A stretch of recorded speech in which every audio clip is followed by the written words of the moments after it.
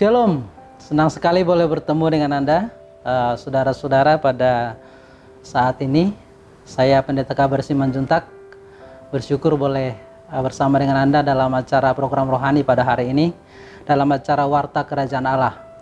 Baik, kita akan mendengarkan firman Tuhan. Saya ajak kita berdoa bersama-sama. Bapa di surga, kami bersyukur untuk kesempatan yang indah ini Tuhan. Kami boleh bersama-sama Tuhan menikmati hadirat Tuhan. Dan saat ini kami mau belajar firman Tuhan. Kiranya Tuhan menolong kami, Tuhan menjamah kami supaya kami oleh Roh Kudus dapat mengerti dan dapat melakukan firman Tuhan dalam kehidupan kami. Terima kasih Bapa yang baik. Berfirmanlah Tuhan, dalam nama Tuhan Yesus kami berdoa. Haleluya. Amin. Puji Tuhan, saudara. Saat ini kita akan belajar firman Tuhan tentang kekayaan orang-orang terpilih. Ya, baik. Kalau kita bicara soal kekayaan, maka hal ini adalah hal yang sangat disukai oleh orang. Ya, kekayaan memiliki arti bahwa mempunyai harta. Kekayaan berhubungan dengan kepemilikan. Kekayaan kemudian berhubungan dengan kekuasaan. Dari definisi inilah makanya setiap orang suka dengan apa yang disebut dengan kekayaan.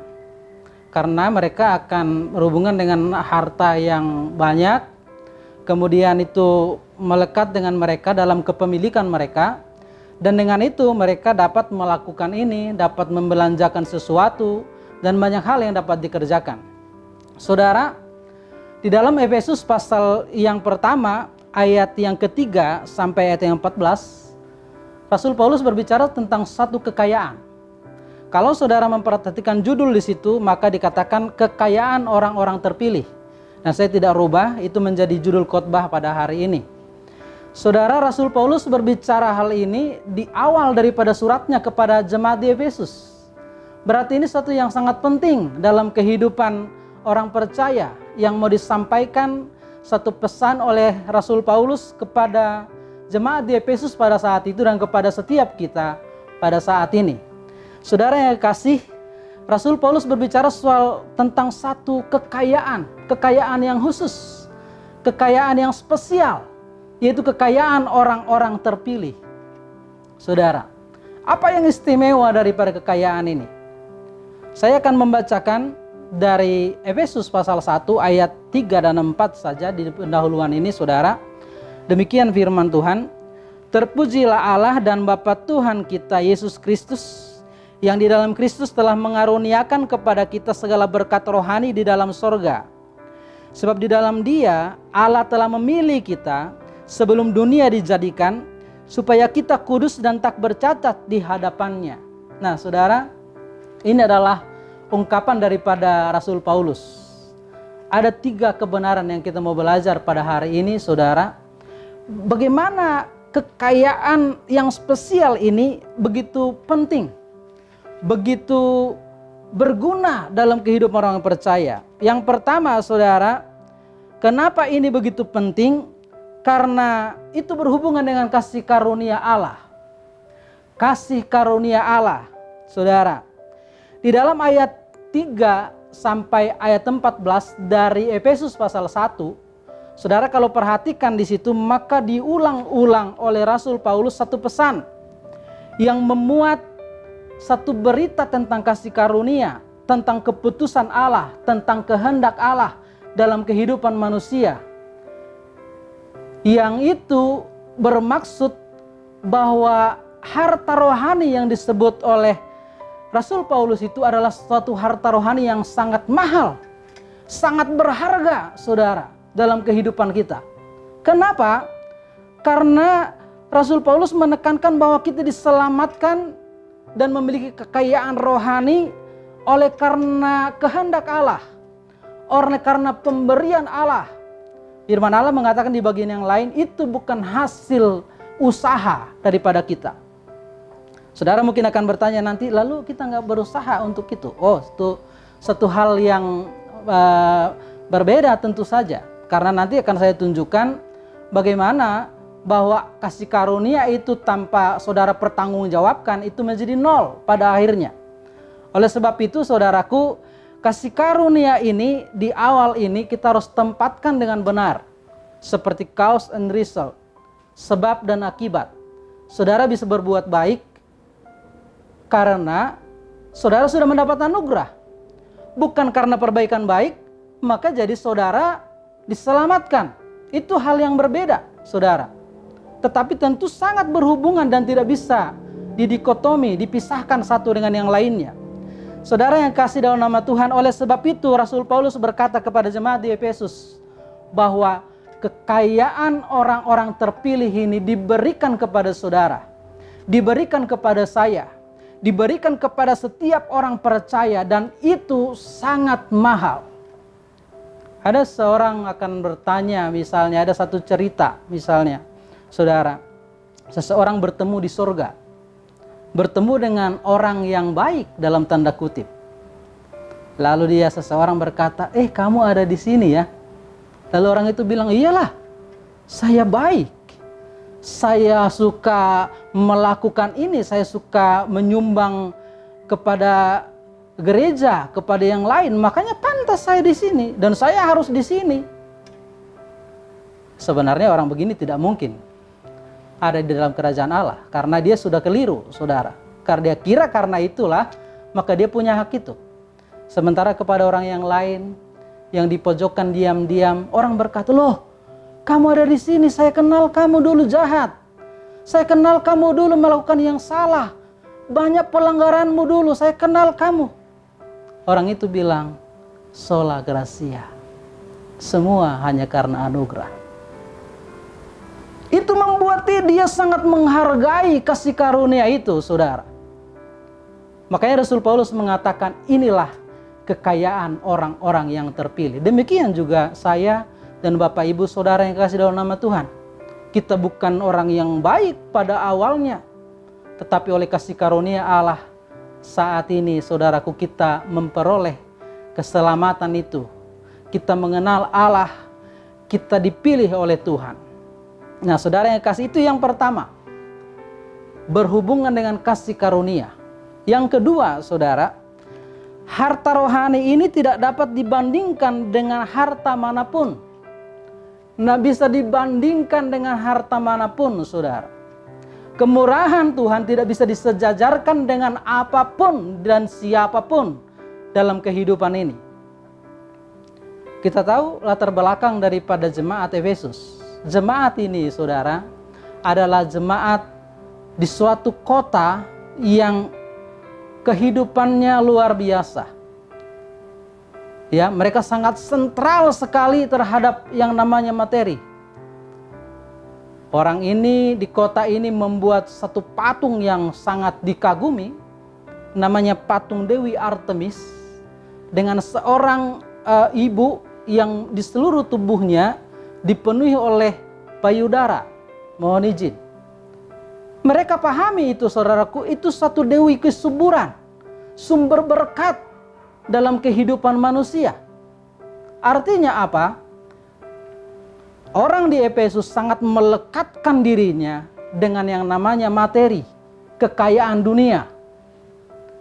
Oleh sebab itu Rasul Paulus mengatakan, saudaraku, tidak boleh dengan cara demikian kita sebagai jemaat Tuhan, sebagai orang-orang percaya di Efesus, harus punya pola pikir yang berbeda, yaitu kekayaan orang-orang yang terpilih.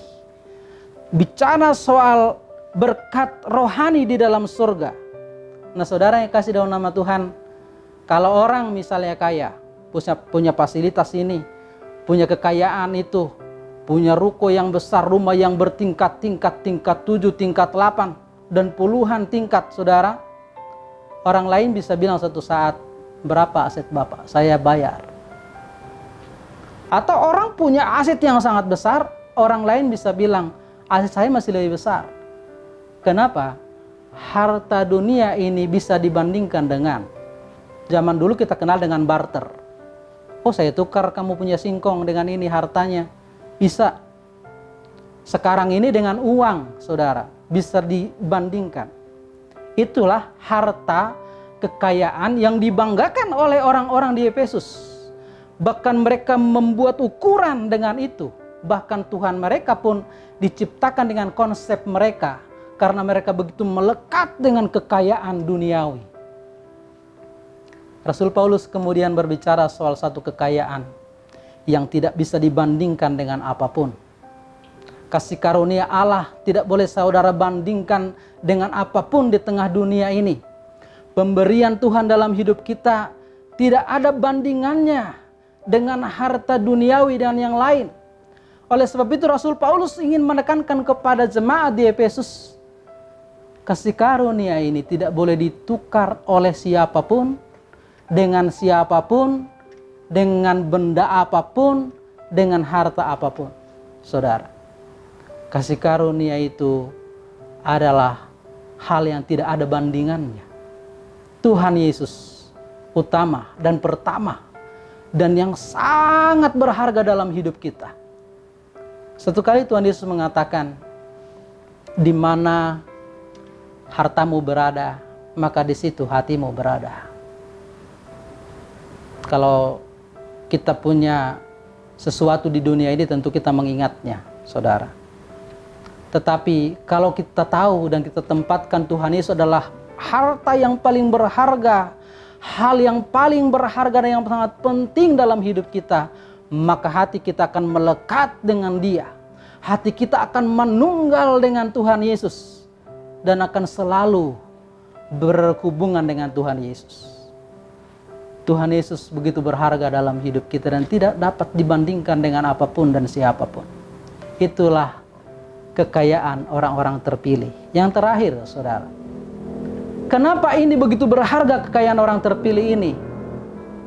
Karena begitu berharganya, maka saudara harus bertanggungjawabkan.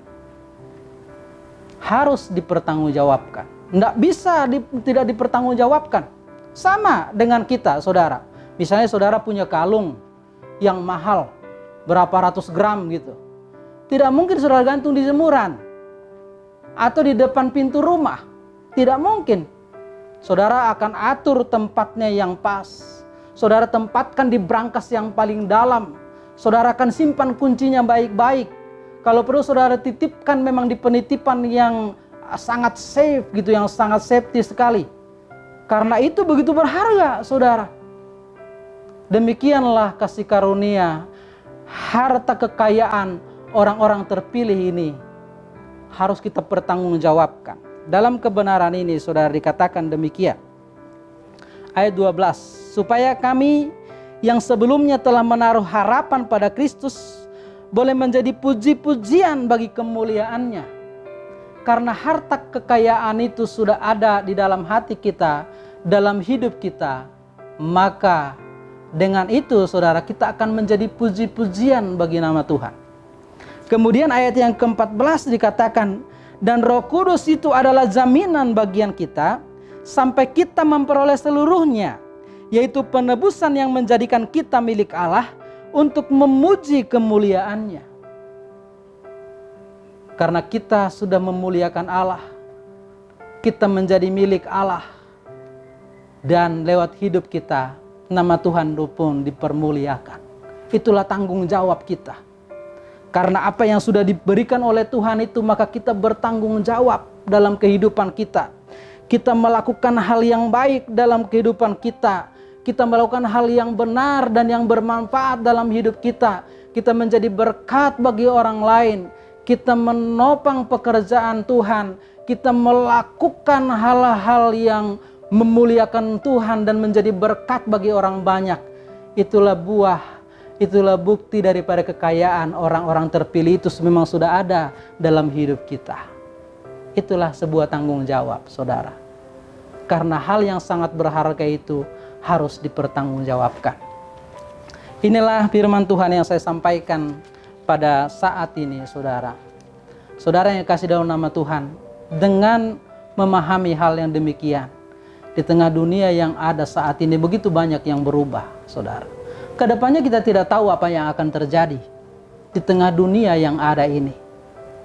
Kita tidak akan kaget, kita tidak akan takut, saudara. Kenapa? Karena yang paling berharga, yang paling utama sudah ada pada kita. Tinggal kita melakukan tanggung jawab kita. Soal yang lain di tengah dunia ini, ada hukum alam juga yang mengaturnya, saudara. Kalau usaha dan segala macam, ya, kalau orang berusaha, Kalau orang berupaya dengan baik, masakan dia tidak dapat sesuatu. Kalau bicara soal dunia, sementara memang kehidupan sekarang begitu sulit, saudara. Karena situasi wabah juga yang ada pada saat ini. Tetapi bersyukurlah kita punya harta kekayaan, yaitu kekayaan orang-orang terpilih. Saudaraku, Tuhan mau juga kita diberkati, dan Tuhanlah yang memberkati hidup kita. Tapi saudara, perhatikan, tidak ada yang lebih penting dan yang lebih utama daripada kekayaan orang-orang terpilih yang Tuhan sudah berikan kepada hidup kita. Kiranya Tuhan memberkati saudara dalam segala kehidupan kita. Maju terus dalam nama Tuhan. Percayalah bahwa Tuhan sudah memberikan kepada saudara kasih karunia yang begitu mahal. Tuhan sudah memberikan kepada kita kasih karunia yang tidak ada bandingannya. Karena itu berharga, maka mari kita bertanggung jawab dalam hidup kita. Muliakan Tuhan dalam hidup kita. Tuhan memberkati saudara pada saat ini. Mari kita berdoa. Tuhan Yesus, terima kasih untuk kesempatan yang indah ini Tuhan. Kami sudah belajar firman Tuhan. Tuhan mengajar kepada kami Tuhan tentang kekayaan orang-orang yang terpilih. Begitu berharga apa yang Tuhan sudah berikan kepada kami. Engkau mati untuk menebus dosa kami Tuhan. Mahal dan tidak dapat dibandingkan dengan apapun. Oleh sebab itu kami bersyukur Tuhan Yesus. Boleh Tuhan tempatkan Tuhan untuk menerima hal yang berharga ini. Biarlah oleh Roh Kudus setiap jemaat yang mendengarkan Tuhan dapat mempertanggungjawabkan harta mulia yang berharga ini dengan menjaga hidup mereka terus setia kepada Tuhan, terus percaya kepada Tuhan. Bagi Tuhanlah segala pujian, hormat dan kemuliaan selama-lamanya. Haleluya. Amin.